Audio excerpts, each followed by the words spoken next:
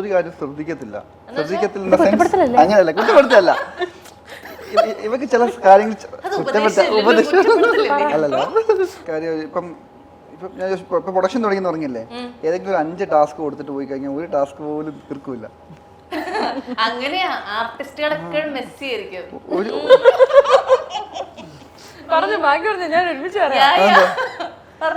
ഇപ്പൊ 5-6 പ്രൊമോഷന്റെ video edit ചെയ്ത് live ചെയ്യാൻ വേണ്ടി റെഡി ആയിട്ട് കയ്യിൽ കൊടുത്തേക്കും, പക്ഷെ അത് ലൈവ് പോവില്ല. ഞാൻ 4 വട്ടം വിളിച്ചു പറഞ്ഞാലും കേൾക്കത്തില്ല.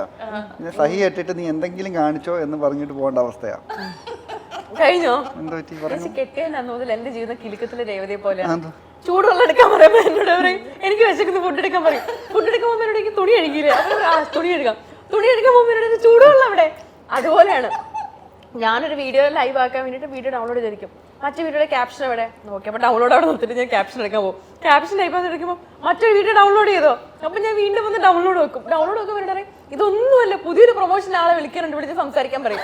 അപ്പൊ ക്യാപ്ഷനും ഡൗൺലോഡിങ് അവിടെ നിൽക്കുവാണ്. അടുത്ത ആളെ വിളിച്ച് സംസാരിക്കാൻ വേണ്ടി പോകും. സംസാരിച്ചു കഴിയുമ്പോൾ ഞാൻ മറ്റത് മറന്നു പോകും, സ്വാഭാവികം.